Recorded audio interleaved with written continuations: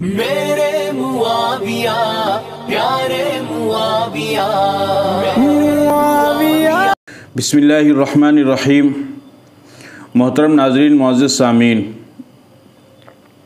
حضرت معاویہ رضی اللہ تعالی عنہ نے اسلام کے لیے، دین کے لیے، قرآن کریم کے لیے بے انتہا خدمات انجام دی ہیں، اور حضرت معاویہ رضی اللہ تعالی عنہ نے اپنی زندگی میں ایک ایسا عظیم تاریخی کارنامہ پیش کیا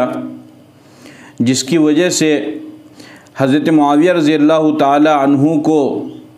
نبی اکرم صلی اللہ علیہ وسلم کی طرف سے حدیث کی روشنی میں پہلے ہی سے جنتی ہونے کی بشارت دے دی گئی، پیشین گوئی کر دی گئی۔ چنانچہ ایک تفصیلی واقعہ ہے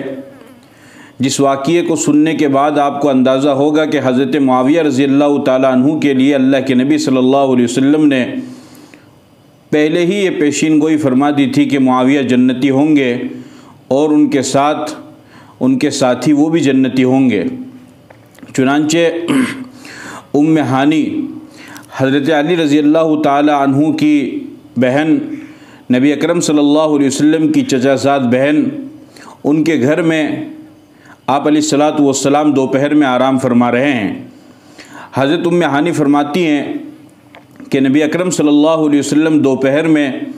میرے گھر میں آرام فرما رہے تھے کہ اچانک آپ نیند سے بیدار ہوئے تو میں نے دیکھا کہ آپ کے چہرے پر مسکراہٹ کے آثار نمایاں ہیں اور خوشی آپ کے چہرے سے جھلک رہی ہے۔ تو میں نے نبی اکرم صلی اللہ علیہ وسلم سے پوچھا کہ یا رسول اللہ، آپ ابھی سو کر اٹھے ہیں اور اٹھتے ہی آپ کے چہرے پر خوشی کے آثار ہیں اور تبسم اور مسکراہٹ آپ کے چہرے سے نمایاں نظر آ رہی ہے، اس کی کیا وجہ ہے؟ تو نبی اکرم صلی اللہ علیہ وسلم نے ارشاد فرمایا کہ میں نے ابھی ایک خواب دیکھا ہے کہ میری امت کا ایک لشکر سمندر میں جنگ لڑ رہا ہے۔ پھر آپ علیہ الصلاۃ والسلام نے فرمایا کہ ام ہانی تو گواہ ہو جا، اول جیش یغزون البحر فقد اوجبوا الجنہ، اول جیش من امتی یغزون البحر فقد اوجبوا الجنہ۔ بخاری شریف کی یہ روایت ہے کتاب الجہاد والسیر کی کہ آپ علیہ الصلاۃ والسلام نے فرمایا کہ میری امت کا پہلا لشکر جو سمندر میں جنگ لڑے گا، سمندر میں جنگ کرے گا، ان تمام کے لیے جنت واجب ہو چکی ہے۔ اسی مجلس میں ایک لڑکی جس کی عمر 16 یا 17 سال تھی، جس کا نام ام حرام ہے، انہوں نے کہا کہ اللہ کے رسول میرے لیے دعا فرمائیں کہ میں بھی اس میں شامل ہو جاؤں۔ اللہ کے نبی صلی اللہ علیہ وسلم نے نبوت والے ہاتھ اٹھائے اور ان کے لیے دعا فرمائی اور فرمایا کہ تم بھی ان میں شامل ہو جاؤ گی۔ چنانچہ ام حرام مکہ سے مدینہ تشریف لے آئی، اور مدینہ آنے کے بعد پھر ان کی شادی ابن ملحان سے ہوئی۔ پھر نبی اکرم صلی اللہ علیہ وسلم دنیا سے تشریف لے گئے۔ حضرت ابوبکر صدیق رضی اللہ تعالیٰ عنہ کا دور خلافت آیا، پھر حضرت ابوبکر صدیق بھی دنیا سے تشریف لے گئے۔ پھر عمر فاروق رضی اللہ تعالیٰ عنہ کا دور خلافت آیا، پھر وہ بھی تشریف لے گئے دنیا سے۔ جب حضرت عثمان غنی رضی اللہ تعالیٰ عنہ کا دور خلافت آیا تو دور عثمانی میں ایک شخص مدینہ کی گلیوں میں یہ اعلان کرتا پھر رہا تھا۔ حضرت عثمان غنی رضی اللہ تعالیٰ عنہ کے دور میں ایک شخص مدینہ کی گلیوں میں یہ صدا بلند کر رہا تھا کہ جسے جنت میں جانا ہے، یا جسے جنت خریدنی ہے، یا جو جنت میں جانا چاہتا ہے وہ ملک شام چلا جائے۔ تو میں نے بھی یہ اعلان سنا، یہ آواز سنی، تو میں نے لوگوں سے پوچھا کیا بات ہے؟ تو لوگوں نے بتایا کہ اس طریقے سے مدینے کی گلیوں میں ایک شخص اعلان کر رہا ہے کہ جسے جنت میں جانا ہے وہ ملک شام چلا جائے۔ تو حضرت معاویہ رضی اللہ تعالیٰ عنہ نے دراصل حضرت عثمان غنی رضی اللہ تعالیٰ عنہ کو خط لکھا، اور خط لکھ کر کے انہوں نے یہ فرمایا کہ میرا ملک بحر اوقیانوس کے اوپر پڑتا ہے، یعنی سمندری سطح کے اوپر پڑتا ہے، اگر آپ اجازت دیں تو میں بحری بیڑے تیار کروں، بحری جہاز تیار کروں، اور پھر اس کے بعد میں بحری جہاز تیار کر کے سمندر میں جہازوں کو اتاروں اور پھر اس کے بعد آگے جہاں کہیں بھی موقع ہو وہاں پر جا کر کے اپنے لشکر والوں کے ساتھ اللہ کے نبی کا دین، اللہ کے نبی کا پیغام اور قرآن کی تعلیمات وہاں پر پہنچاؤں۔ دراصل انہوں نے خط تو حضرت عمر رضی اللہ تعالیٰ عنہ کو بھی لکھا تھا، لیکن حضرت عمر رضی اللہ تعالیٰ عنہ نے فرمایا کہ معاویہ ابھی ہمارے پاس وسائل کم ہیں، اس کی وجہ سے اجازت نہیں دی۔ حضرت عثمان غنی رضی اللہ تعالیٰ عنہ کو جب انہوں نے خط لکھا تو حضرت عثمان غنی رضی اللہ تعالیٰ عنہ نے اجازت دے دی، اور انہوں نے فرمایا کہ معاویہ شام اور اردن کے اخراجات سے اگر کچھ پیسے بچتے ہیں اور کام ہو سکتا ہے کسی طرح کی کوئی تکلیف نہ ہو تو تم بحری جہاز تیار کر لو، اس میں کوئی حرج نہیں ہے۔ چنانچہ حضرت ام حرام انہوں نے اپنے شوہر ابن ملحان سے کہا اٹھو سارے کام کاج چھوڑ دو، جنت لینے کا وقت آ چکا ہے۔ چنانچہ دونوں میاں بیوی تیار ہوئے اور وہ ملک شام مدینہ سے پہنچ گئے۔ حضرت معاویہ رضی اللہ تعالی عنہ ملک شام میں تخت خلافت پر تھے اور ہزاروں انسانوں کا وہاں پر اجتماع تھا۔ ام حرام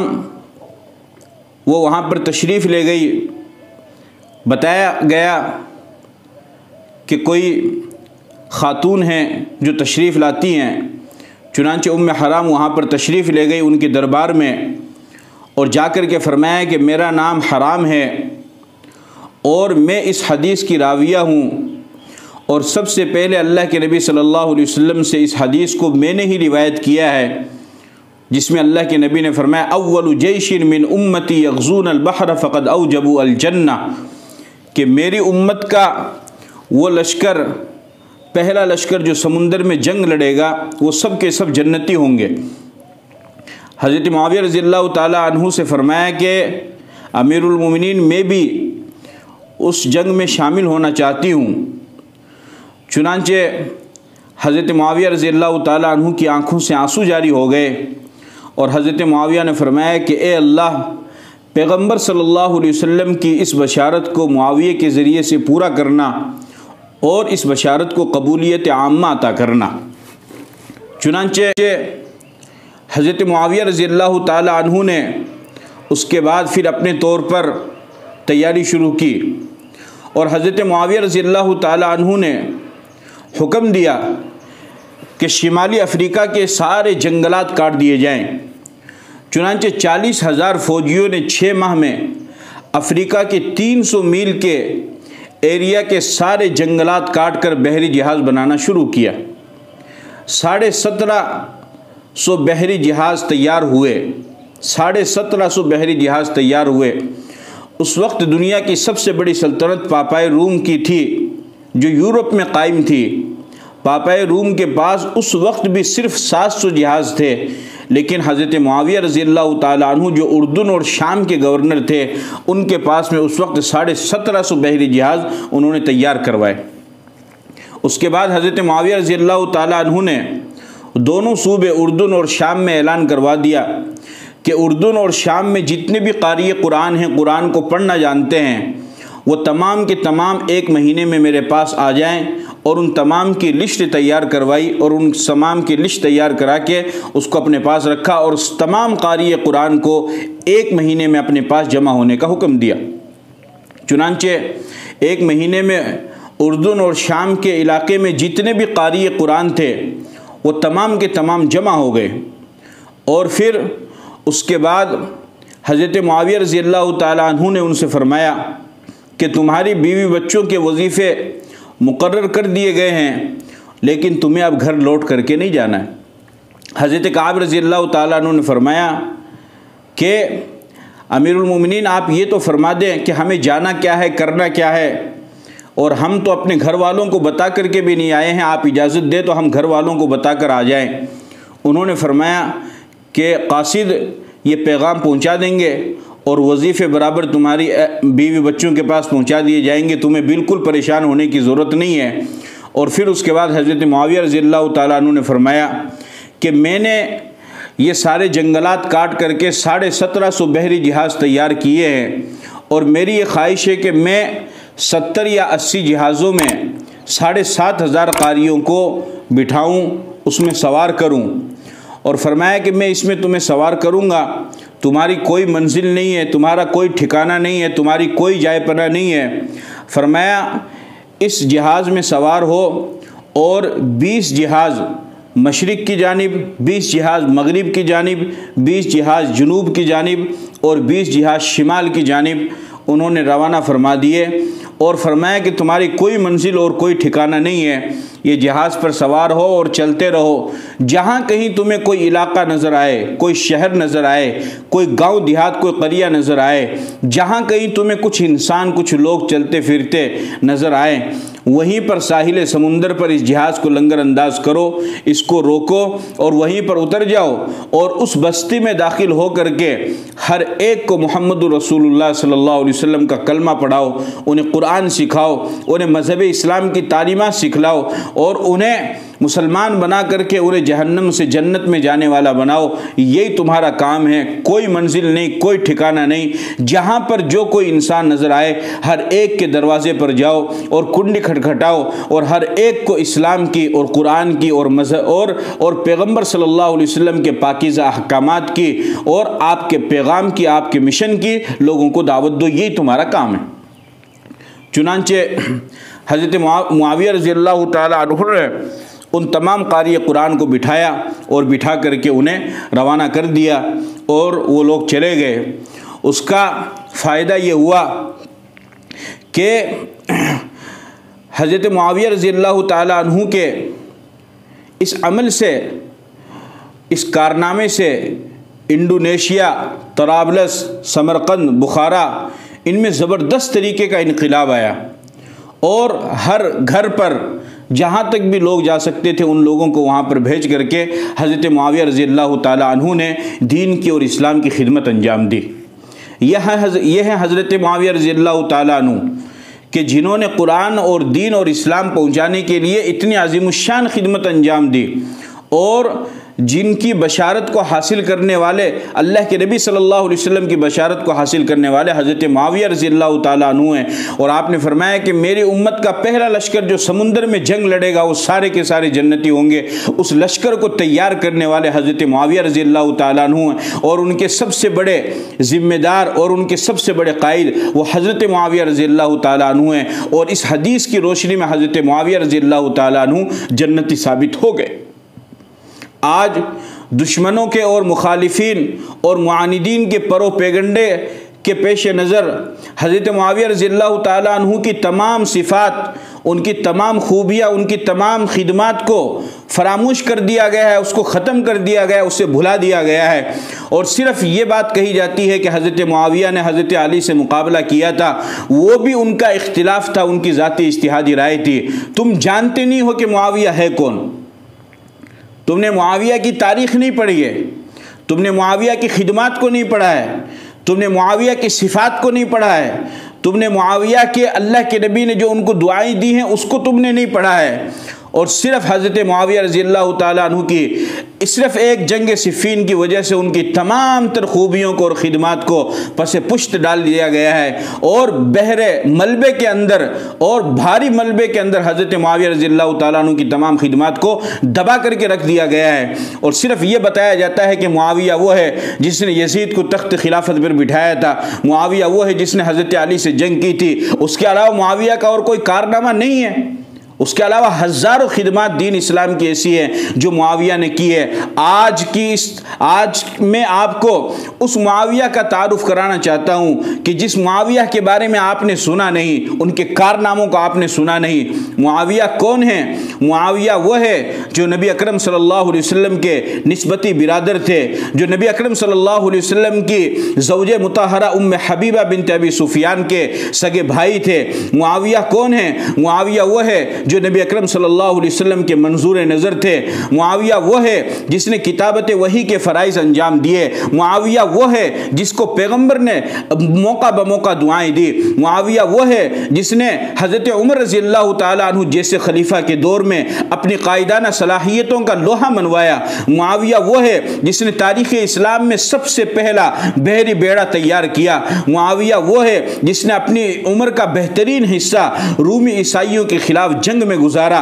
اور ان کے دانت کھٹے کر دیے۔ معاویہ وہ ہے جس نے باطل کی بنیادوں کو توڑا۔ معاویہ وہ ہے جس نے کسریٰ کے محل گرا دیے۔ معاویہ وہ ہے جس نے قیصر کے پرخچے اڑا دیے۔ معاویہ وہ ہے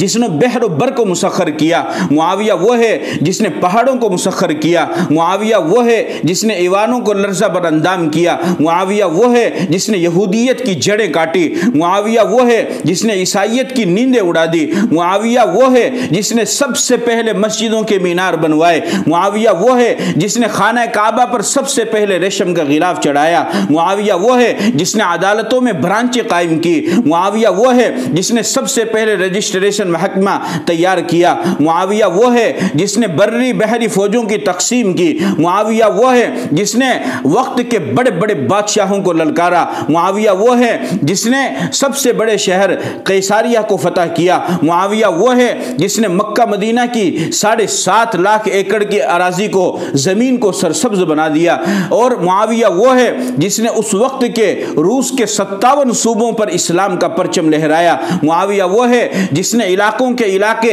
شہر کے شہر اور صوبوں کے صوبے اور قریے کے قریے اور دیہات کے دیہات اور گاؤں کے گاؤں فتح کر ڈالے۔ معاویہ وہ ہے جس نے افریقہ میں اسلام کا پرچم لہرایا، جس نے سوڈان میں اسلام کا پرچم لہرایا، جس نے قبرص، طرابلس، قیروان، جلولہ، قرطاجنہ اور قلعہ کمخ اور اسی طریقے سے قسطنطنیہ، ان جزیرے روڈس وغیرہ، ان تمام جزیروں میں حضرت معاویہ رضی اللہ تعالیٰ عنہ نے اسلام کا پرچم لہرایا۔ معاویہ وہ ہے جس نے مسلمانوں کے سالہ سال کے باہمی خلفشار کے بعد عالم اسلام کو دوبارہ سے ایک جھنڈے تلے جمع کیا۔ معاویہ وہ ہے جس نے 20 سال تک شام اور اردن پر حکومت قائم کی۔ معاویہ وہ ہے جس نے تنہا جو 20 سال تک دنیا کے نصف حصے سے زیادہ پر حکومت کرتا رہا اور حکمرانی اس نے قائم کی۔ معاویہ وہ ہے جس نے دنیا کے سب سے بڑے شہر قیصاریہ، جس میں 1 لاکھ پولیس گشت کیا کرتی تھی اور اس کو خود کی قیادت میں حضرت معاویہ رضی اللہ تعالیٰ عنہ نے اس شہر قیصاریہ کو فتح کیا اور ہزاروں لاکھوں روپے اپنی جیب سے لگا کر کے حضرت معاویہ رضی اللہ تعالیٰ عنہ نے اس شہر قیصاریہ میں سب سے بڑا اسلامی مرکز اور سب سے بڑی جامع مسجد حضرت معاویہ رضی اللہ تعالیٰ عنہ نے تیار کروائی۔ یہ تاریخ حضرت معاویہ کی تمہارے سامنے کیوں نہیں ہے؟ تم صرف حضرت معاویہ کو گالی دینا جانتے ہو، تم صرف حضرت معاویہ کی برائی کرنا جانتے ہو، تم صرف حضرت معاویہ اور حضرت علی کے اختلاف کو اور ان کے جھگڑے کو جانتے ہو۔ یہ جو کارنامے حضرت معاویہ رضی اللہ تعالیٰ عنہ نے دین اور اسلام کے لیے، قرآن کے لیے، اللہ کے نبی کی محبت میں، اللہ کے خوف میں، اللہ کی محبت میں، اللہ کے لیے یہ جو کارنامے حضرت معاویہ نے انجام دیے ہیں، یہ تمہیں نظر کیوں نہیں آتا ہے؟ اور ایک یزید بدبخت کی وجہ سے، یزید پلید کی وجہ سے تم حضرت معاویہ رضی اللہ تعالیٰ عنہ کو بدنام کرتے ہو، انہیں متہم کرتے ہو، انہیں مطعون کرتے ہو، ان کے اوپر طعن و تشنیع کرتے ہو۔ بھلا یزید کے غلط کرتوت اور اس کے غلط کردار، اس کے غلط کارنامے کا اس ذمہ دار حضرت معاویہ کو کیسے بنایا جا سکتا ہے؟ کوئی انسان اگر خود غلطی کرے تو اس کا ذمہ دار دوسرے کو ہرگز نہیں بنایا جا سکتا ہے۔ جلیل القدر پیغمبر حضرت نوح علیہ السلام 950 سال تک اپنی قوم کو سمجھاتے رہے اور توحید کی دعوت دیتے رہے، لیکن 950 سال میں صرف 82 لوگ مسلمان ہوئے اور ان کا خود کا بیٹا وہ مسلمان نہیں ہوا۔ اور نوح علیہ السلام نے اس سے کہا بھی، یا بنی ارکب معنا ولا تکن مع الکافرین، بیٹے میرے ساتھ سواری پہ سوار ہو جا، کافر نہ بن، اسلام لے آ، تو کامیاب ہو جائے گا۔ بیٹے نے منع کر دیا۔ نوح علیہ السلام نے آخر میں ہاتھ اٹھائے ونادى نوح ربه فقال رب ان ابني من اهلی، اللہ سے کہا کہ اللہ یہ میرا بیٹا ہے، یہ میرا گھر والا ہے۔ اللہ تعالیٰ نے فرمایا یا نوح انه ليس من اهلك، وہ تیرا گھر کا نہیں ہے۔ نوح علیہ السلام 950 سال تک سمجھاتے رہے، قوم کے لوگ مسلمان ہوئے اور 950 سال تک کام کرتے رہے، تو کیا نوح علیہ السلام کا بیٹا مسلمان نہیں ہوا؟ تو کیا بیٹے کے مسلمان نہ ہونے کی وجہ سے آپ نوح علیہ السلام کو برا بھلا کہیں گے؟ آپ نوح علیہ السلام کو متون کریں گے؟ نعوذ باللہ، نعوذ باللہ، ہرگز نہیں۔ آپ یہی کہیں گے کہ نوح علیہ السلام کی کوئی غلطی نہیں ہے، یہ اس کے بیٹے کا خود کا کارنامہ ہے، اس نے غلط کام کیا ہے۔ ابراہیم علیہ السلام ان کا باپ آزر وہ بت پرست بھی ہے اور بت فروش بھی ہے۔ ابراہیم علیہ السلام سمجھاتے ہیں لیکن اس کے باوجود نہیں مانتا ہے۔ ابراہیم علیہ السلام کہتے ہیں یا ابت لم تعبد ما لا يسمع ولا يبصر ولا يغني عنك شيئا یا ابت لا تعبد الشیطان ان الشیطان کان للرحمن عصیا، لیکن باپ ایمان نہیں لاتا ہے، تو کیا باپ کے ایمان نہ لانے کی وجہ سے آپ نعوذ باللہ ابراہیم علیہ السلام کو برا کہیں گے؟ ابراہیم علیہ السلام کو ذمہ دار ٹھہرائیں گے؟ نہیں ٹھہرا سکتے ہیں۔ ابراہیم علیہ السلام کی کوئی غلطی نہیں ہے، جو کچھ غلط کیا ہے ایمان نہیں لایا وہ آزر کی ذمہ داری ہے، ابراہیم علیہ السلام کا کوئی عمل دخل نہیں ہے، انہوں نے اپنا کام کر دیا ہے۔ اسی طریقے سے حضرت موسیٰ علیہ السلام کوہ طور پر اللہ کے پاس تشریف لے گئے بات کرنے کے لیے، پیچھے قوم کو گمراہ کر دیا سامری نے، وَأَضَلَّهُمُ السَّامِرِيِّ۔ جب موسیٰ علیہ السلام واپس آئے تو بنی اسرائیل کی ایک بڑی تعداد وہ بچڑے کی عبادت کے اندر مشغول ہو گئی تھی اور وہ مرتد ہو گئی تھی، اور انہوں نے اللہ کی وحدانیت کا انکار کر دیا تھا۔ موسیٰ علیہ السلام جب تشریف لائے وہ غصہ ہوئے، انہوں نے اپنے بھائی حضرت ہارون کا فرمایا یا ابن ام لا تاخذ بلحیتی ولا براسی، ان کو ڈانٹا۔ ہارون علیہ السلام نے کہا کہ میرے بھائی میرے سر کے بال، میری داڑھی کے بال مت پکڑو، میں نے تو کسی وجہ سے ان کو نہیں کہا تاکہ ان کے درمیان اختلاف نہ ہو جائے، افتراق نہ ہو جائے، میں نے ان کو سمجھایا۔ موسیٰ علیہ السلام اللہ سے بات کرنے کے لیے کوہ طور پر تشریف لے گئے، پیچھے سامری نے لوگوں کو گمراہ کر دیا۔ یہ جو لوگ گمراہ ہوئے تو کیا نعوذ باللہ آپ موسیٰ علیہ السلام کو ذمہ دار بتائیں گے کہ موسیٰ علیہ السلام کی وجہ سے یہ لوگ گمراہ ہوئے؟ نہیں، موسیٰ علیہ السلام کو تو اللہ کا حکم تھا، وہ اللہ سے کلام کرنے کے لیے وہاں پر گئے۔ اللہ نے پوچھا ما عجلک عن قومک یا موسیٰ، اپنی قوم کو چھوڑ کر اتنی تیزی میں اتنی جلدی میں کیوں آئے ہو؟ کہا عجلت الیک ربی لترضی، اس لیے جلدی بھاگ کر آئے ہوں تاکہ تو راضی ہو جائے۔ پیچھے قوم اس میں فتنے کے اندر پڑ گئی اور مرتد ہو گئی، تو بنی اسرائیل جو مرتد ہوئے، جنہوں نے بچڑوں کی عبادت شروع کر دی، سامری کے بہکاوے میں آ گئے، اس کا ذمہ دار نعوذ باللہ موسیٰ علیہ السلام کو بنایا جا سکتا ہے؟ ہرگز نہیں بنایا جا سکتا ہے۔ جلیل القدر پیغمبر سید الانبیاء سید الکائنات محمد الرسول اللہ صلی اللہ علیہ وسلم نے 23 سال تک لوگوں کو سمجھایا، ہزاروں لاکھوں کی تعداد میں لوگ مسلمان ہوئے، لیکن آپ کے چچا ابو طالب اور ابو لہب یہ دونوں مسلمان نہیں ہوئے۔ تو کیا آج کوئی انسان ان کے مسلمان نہ ہونے کی وجہ سے نعوذ باللہ پیغمبر کے اوپر انگلی اٹھا سکتا ہے اور وہ یہ کہے کہ پیغمبر کی وجہ سے وہ مسلمان نہیں ہوئے؟ تو یہ تو غلط بات ہو جائے گی، چونکہ اس میں پیغمبر کا کوئی عمل دخل نہیں، پیغمبر کا کام تھا کہنے کا، سمجھانے کا۔ اب اگر وہ مسلمان نہیں ہوئے تو وہ ان کا ذاتی کردار ہے، ان کا وہ ذاتی عمل ہے، اس کی وجہ سے پیغمبر کو برا بھلا نہیں کہا جا سکتا ہے۔ تو جس طریقے سے نوح علیہ السلام کا بیٹا وہ غلطی کرے، اس کی غلطی کی سزا، اس کی غلطی کا ذمہ دار نوح علیہ السلام کو نہیں مانا جائے گا۔ ابراہیم علیہ السلام کا باپ بت پرستی پر قائم رہے اور توحید کو قبول نہ کرے تو اس کا ذمہ دار ابراہیم علیہ السلام کو نہیں مانا جائے گا۔ موسیٰ علیہ السلام کی قوم گمراہ ہو جائے، اس کا ذمہ دار موسیٰ علیہ السلام کو نہیں مانا جائے گا۔ پاک پیغمبر کے رشتہ دار وہ ایمان نہ لائے تو ان کے ذمہ دار نبی اکرم صلی اللہ علیہ وسلم کو نہیں مانا جائے گا۔ بالکل اسی طریقے سے جو کچھ بھی کارنامہ یزید نے اپنی زندگی میں کیا ہے اور اس کے دور خلافت میں جو کچھ بھی واقعہ تاریخ کربلا کا اور شہادت حسین کا جو کچھ بھی واقعہ پیش آیا ہے، اس کے ذمہ دار ہرگز حضرت معاویہ رضی اللہ تعالیٰ عنہ کو نہیں مانا جائے گا۔ حضرت معاویہ رضی اللہ تعالیٰ عنہ نے ان کو کہا ہو، ان کو سمجھایا ہو، ان کو بتایا ہو، ان کو وصیت کی ہو، تب تو آپ جا کر کے کہہ سکتے ہیں کہ معاویہ ذمہ دار ہے، معاویہ کی غلطی ہے کہ انہوں نے اس طریقے کی وصیت کی، اس کو اشارہ کیا، اپنے بیٹے کو حکم دیا، جس کی وجہ سے آل رسول کے ساتھ یہ واقعہ پیش آیا اور شہادت حسین کا واقعہ پیش آیا۔ لیکن حضرت معاویہ تو اپنے بیٹے کو آل رسول اور حضرت حسین رضی اللہ تعالیٰ عنہ کی عزت، محبت، اکرام، احترام کا درس دیتے ہیں، احترام کی نصیحت کرتے ہیں۔ اور جس وقت حضرت معاویہ رضی اللہ تعالیٰ عنہ نے اپنے بیٹے یزید کو خلیفہ بنایا تو اس وجہ سے نہیں بنایا، بلکہ اس وجہ سے حضرت معاویہ رضی اللہ تعالیٰ عنہ نے یزید کو خلیفہ بنایا کہ اس کے اندر وہ حضرت معاویہ کے ساتھ میں رہ کر کے اس کے اندر سیاسی سوچ پیدا ہو گئی تھی اور مصلحت اور تجربہ اس کے اندر پیدا ہو چکا تھا، ملک کو چلانے کا، حکومت کی باغ ڈور سنبھالنے کا اور حکومت کو چلانے کا تجربہ، سلطنت کو چلانے کا تجربہ اس کو خاص معلوم ہو چکا تھا۔ اس کی وجہ سے حضرت معاویہ رضی اللہ تعالیٰ عنہ نے اس کو بنایا۔ معاویہ کو علم غیب نہیں ہے، معاویہ کو پیشین گوئی کے بارے میں، مستقبل کے بارے میں معاویہ کو علم نہیں ہے کہ آگے چل کر کے کیا ہوگا۔ اب جو کچھ بھی یزید پلید نے اپنے دور خلافت میں کیا اور جو کچھ بھی حضرت حسین اور ان کے لشکر کے ساتھ میں، ان کے قافلے کے ساتھ جو بھی معاملہ ہوا تو وہ یزید تک محدود رکھا جائے، اس کی وجہ سے حضرت معاویہ کو ہرگز متون کرنا جائز نہیں ہے،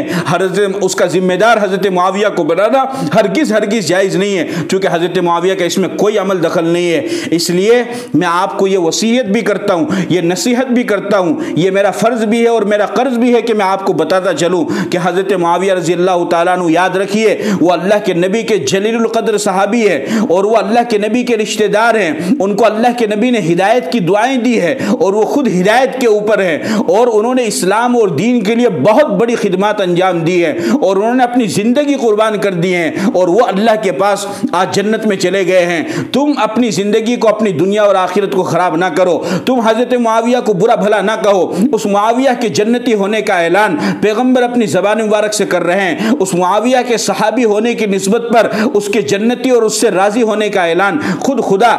قرآن کریم کے اندر رضی اللہ عنہم ورضوا عنہ کہہ کر کے کر رہا ہے، تو تم معاویہ کے خلاف بھونک کر کے، معاویہ کے خلاف برا بھلا کہہ کر کے کیوں اپنی دنیا اور آخرت کو خراب کر رہے ہو؟ میری یہ وصیت ہے، نصیحت ہے آپ کے لیے کہ ہرگز حضرت معاویہ کے خلاف نہ بولو۔ جلیل القدر صحابی ہے، بڑی خدمات اسلام کے لیے انجام دی ہیں، بڑی قربانیاں اسلام کے لیے دی ہیں، ان تمام قربانیوں کو بھی سامنے رکھنا چاہیے اور ان تمام قربانیوں کے پیش نظر حضرت معاویہ رضی اللہ تعالیٰ عنہ کو اس طریقے کا کچھ بھی نہیں کہنا چاہیے۔ حضرت معاویہ یزید کے دور میں جو کچھ بھی ہوا اس کے ذمہ دار حضرت معاویہ رضی اللہ تعالیٰ عنہ بالکل بھی نہیں ہے، بالکل بھی نہیں ہے، بالکل بھی نہیں ہے۔ اور بلکہ میں تو اس سے آگے بڑھ کر کے کہتا ہوں، میں نے اس پر ایک ویڈیو بھی بنائی ہے کہ یزید کے بارے میں ہمارے بڑے اکابرین علماء اہل سنت والجماعت وہ فرماتے ہیں کہ یزید کے بارے میں بھی ہمیں سکوت اختیار کرنا چاہیے، ہمیں خاموش رہنا چاہیے، اس پر بھی لعنت نہیں کرنی چاہیے، اس پر لعنت کرنا بھی مناسب نہیں ہے۔ تو یزید جس کے دور خلافت میں یہ سارا کارنامہ انجام دیا گیا اور یہ سارے کام ہوئے، تو اس کے بارے میں علماء فرماتے ہیں کہ اس کے اوپر لعنت نہ کرو، اس کا جو بھی معاملہ ہے اس کو اللہ کے حوالے کر دینا چاہیے۔ تو حضرت معاویہ رضی اللہ تعالیٰ عنہ جو جلیل القدر صحابی ہیں اور جن کو اللہ کے نبی نے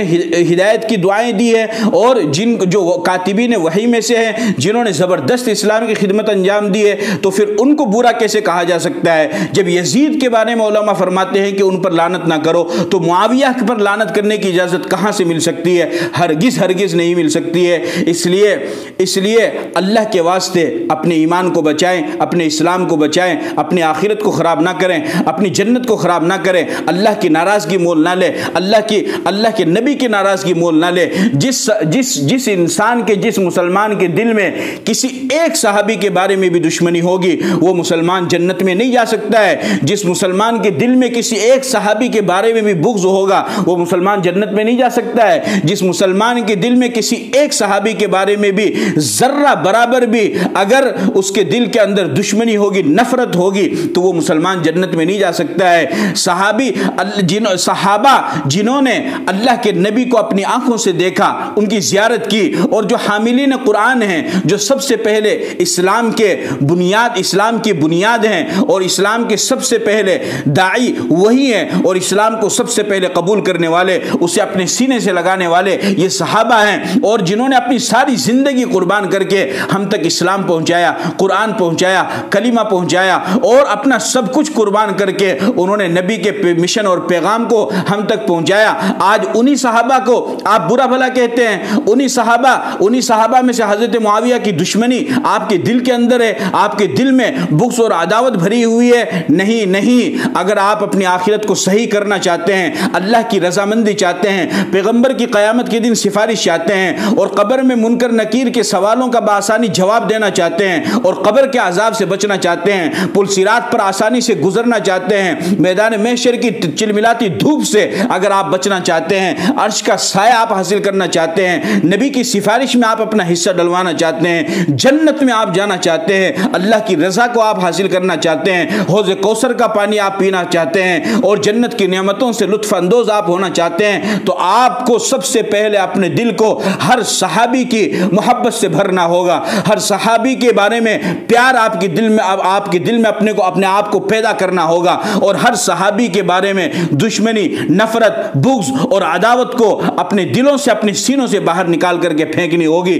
تب جا کر کے آپ ان تمام منازل کو طے کریں گے، اللہ کی رضا حاصل کریں گے، پل صراط پر سے گزریں گے، حوض کوثر بھی پئیں گے، اور عرش کے سائے کے نیچے بھی آپ کو جگہ ملے گی، اور میدان محشر کی چلملاتی دھوپ سے بھی آپ بچیں گے، اور حساب کتاب کی سختی سے بھی آپ بچیں گے، اور جنت میں بھی آپ داخل ہو جائیں گے جب آپ کے سینے میں صحابی کی محبت ہوگی، صحابی سے پیار ہوگا، صحابی سے تعلق ہوگا۔ لہذا ہر صحابی سے محبت کرنا، ان سے پیار کرنا، یہ ہمارا عقیدہ ہے، یہ ہمارا ایمان ہے اور یہ عبادت ہے۔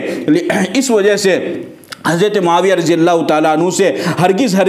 دشمنی اور نفرت آپ اپنے سینے کے اندر نہ پالیں، اور جو کچھ یزید پلید نے اپنے دور خلافت میں کیا ان کے ذمہ دار ہرگز حضرت معاویہ رضی اللہ تعالیٰ عنہ کو نہ بنائیں۔ حضرت معاویہ رضی اللہ تعالیٰ عنہ کا یزید پلید کے غلط کارنامے میں ان کا کوئی عمل دخل